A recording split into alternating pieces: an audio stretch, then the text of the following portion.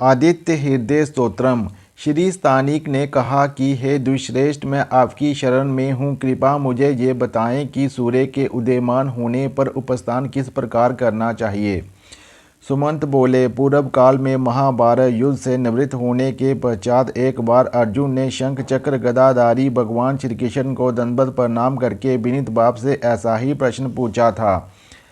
अर्जुन ने कहा, हे श्री कृष्ण, मैंने धर्मशास्त्र के गोपनीय से गोपनीय 92 को पूर्ण रीति से समझ लिया है। अब आप स्तुति तथा न्यासादि कहें। हे माधव, मैं भक्ति पूर्वक आपसे पूछ रहा हूँ, आप प्रसन्नता से प्रसाद स्वरूप बताएं। हे यादव, मैं सूर्यदेव की भक्ति करूँगा, अतः ये बताएं कि सूर्य की पूजा कैसे करूँ। ये सुनने की अभिलाषा है। भगवान बोले, रुद्र आदि देवताओं ने जो कुछ भी सूर्य विन्यास आदि के विषय में कहा है वह बताता हूँ। हे पांडव, ध्यान से सुनो। हे अर्जुन, तुमने मुझसे जो कुछ भी पूछा है वह मैं तुमसे आदि मध्य अंत तक सभी कुछ कहूँगा। तुम एकाग्रचित होकर सुनो। अर्जुन ने कहा, हे नारायण, हे सुश्रेष्ठ, मैं आपसे पूछता हूँ कि सूर्य भगवान का उपस्थान किस भांति करना चाहिए। भगवान बोले, हे सखा, तुम बुद्धिमान हो, इसलिए तुम मुझसे उपस्थान के विषय में पूछते हो, जो कि सबको पवित्र करने वाला है। ये सर्व मंगलदाता है, सर्व पाप नाशक है, सर्व रोग नाशक व आयुवर्धक भी है। हे पार्थ, शत्रु विनाश संग्राम में जय देने वाले, धन पुत्र आदि की वृद्धि करने वाले आदित्य हृदय, सुनो। इसमें कोई संदेह नहीं कि इसे सुनकर प्राणी सभी पापों से छूट जाता है। तो लोकी में यही विख्यात शेखर मार्ग है। हे अर्जुन, प्रातः काल उठकर देवादि देव भगवान को नमस्कार करना चाहिए, जिनके दर्शन मात्र से अनेक विघ्नों का नाश हो जाता है। हे पांडव, सर्व प्रकार के प्रयत्नों से भगवान सूर्य की आराधना करनी चाहिए। आदित्य हृदय का नित्य पाठ करना चाहिए। इस विषय में कहता हूँ, सुनो। इसका पाठ करने से मानव कठिन से कठिन दरिद्रता से भी छुटकारा पा जाता है। उसे महासिद्धि प्राप्त होती है। कुष्ठ आदि रोगों का नाश हो जाता है।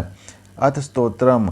हे आदित्य, आपके लिए बारंबार नमस्कार है। आदित्य, सविता, सूर्य, खग, पूषा, गवस्ती, मान, सुवर्ण, स्फटिक, बानु, विषभ को तपाने वाले, रवि, विश्व, महान, तेजस्वी, सुवर्ण, सुप्रबोधक, हिरण्यगर्भा, तिसरा, तपन, भास्कर, रवि, मार्तंड, गोपति, श्रीमान, कृतज्ञ, प्रतापवान, अंधकार का नाश करने वाले, हंस, बग, नासनुंद, तमोनंदु, विरोचन, केसी, सहस्त्रांशु, महाप्रभु, विवासवान, पूषण, मृत्यु, मिहर, जमदग्नि, जीत, धर्मरश्मि, पतंग, अमित्रा, तपा, जिसकी गति न जानी जा सके, तेज राशि, महान, यशस्वी, कल्याणकर्ता, चित्रांगद, सौम्य, हाव्य, काव्य प्रदायक, अंशुमान, उत्तम, देव, ऋग, यजुर, साम, हर्ताशव, तमोदर, अंधकार को विदीर्ण करने वाले, सप्ताशीति किरणों वाले, अग्निगर्भा, दिति पुत्र, शंभु, तिमरनाशन, पूषा, विशंबर,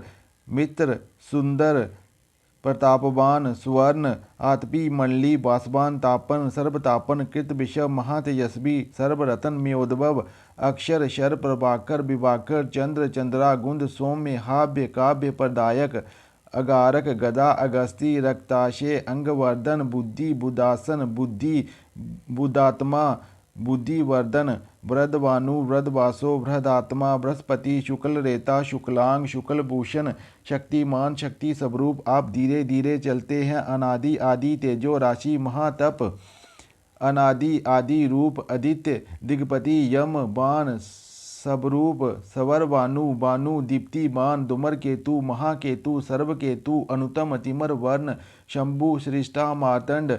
पूर्व दिशा के पर्वत को नमस्कार है, जहाँ से सूर्य उदय होता है। पश्चिम दिशा को नमस्कार है, जहाँ सूर्य अस्त होता है। उत्तर तथा दक्षिण को भी नमस्कार है। हे सहस्त्रांशु आदित्य, आपको बारंबार नमस्कार है। पद्म, प्रबोध और द्विदशात्मा को भी नमस्कार है। समस्त विश्व को ज्ञान कराने वाले ब्रजविष्णु एवं विष्णु के लिए नमस्कार है। ज्योति स्वरूप को नमस्कार है तथा ज्ञानारक को नमस्कार है। प्रदीप्त, प्रगल्भ, जुगांत को बारंबार नमस्कार है। होतरपति, पृथ्वीपति को भी नमस्कार है। ओमकार के स्वरूप, अष्टकार के स्वरूप, सर्व यज्ञ, ऋग्वेद, यजुर्वेद, सामवेद को नमस्कार है। स्वर्ण के समान वर्ण वाले भास्कर को नमस्कार है। जय स्वरूप, जय भद्र को नमस्कार है। दिव्या दिव्य रूप, ग्रहों के स्वामी, कुरु कुलात्मा स्वरूप, पवित्र स्वरूप को नित्य ही नमस्कार है। तरलोक के नाथ भूतनाथ को नमस्कार है। मोक्षनाथ एवं दिव्य चक्षु को नमस्कार है।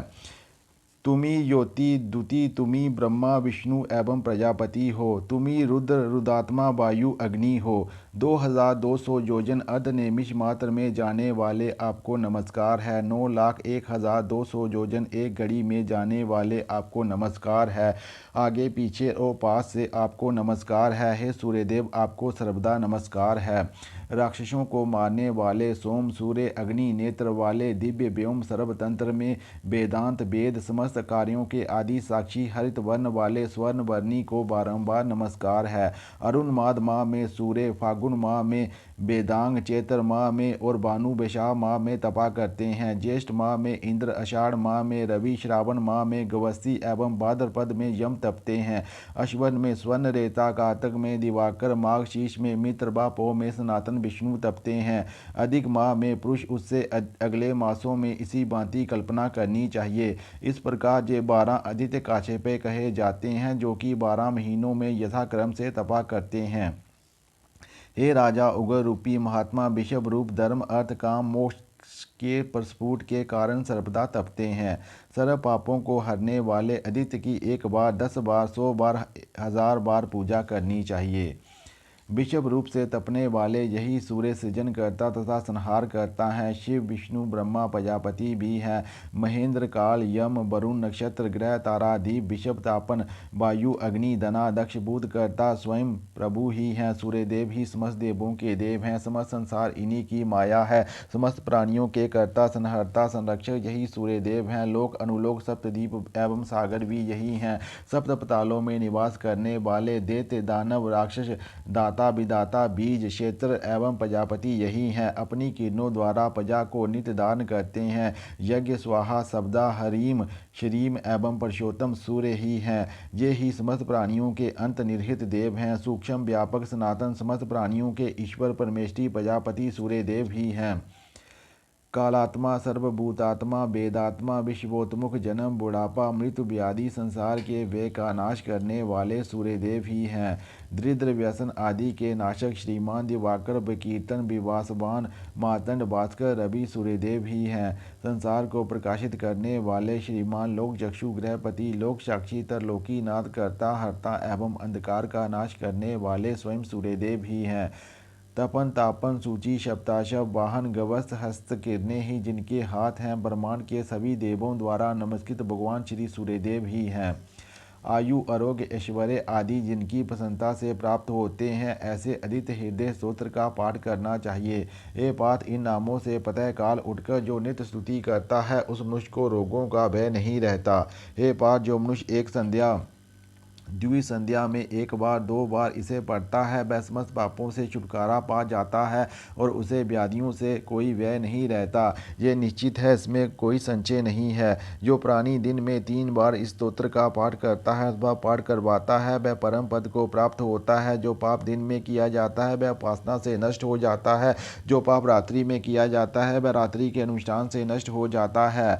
दाग फोड़ा कुष्ठ मंडल श्वेत चकते हैजा आदि रोग सूर्यदेव की उपासना से शीघ्र ही नष्ट हो जाते हैं। समस्त प्रकार की बाधाएं, महारोग, भूत बाधाएं तथा डाकनी शाकनी आदि महाभयंकर रोग सूर्यदेव की पूजा से तत्काल नष्ट हो जाते हैं। जब करने वाले के अन्य प्रकार के दुष्ट रोग, जबर, अतिसर आदि नष्ट हो जाते हैं और वह मनुष्य 100 वर्ष तक जीवित रहता है। प्राणी की मृत्यु 100 वर्ष के बाद होती है, ये निश्चय जानना चाहिए। जो समस्त अंगों से लेकर सिर तक छाया को देखता है, हे धनंजय, वह अहोरात्र में सुख को प्राप्त करता है। एकाग्रचित होकर प्रत्येक काल स्नान करके पूर्ण भक्ति के साथ रविवार के दिन इसका पाठ करना चाहिए, क्योंकि इसके पाठ करने से पाठकर्ता की आंखें स्वर्ण समान चमकीली हो जाती हैं। वह कभी अंधा नहीं होता है। पुत्रों और बंधुओं से संपन्न होकर निरोगी और सुखी रहता है।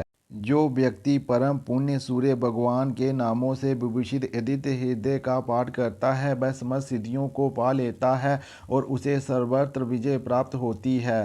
हे पार्थ, इसके सुनने मात्र से समस्त पापों से छुटकारा मिल जाता है, अतः इससे बढ़कर कामना सिद्धि के लिए अन्य कोई उपाय नहीं है।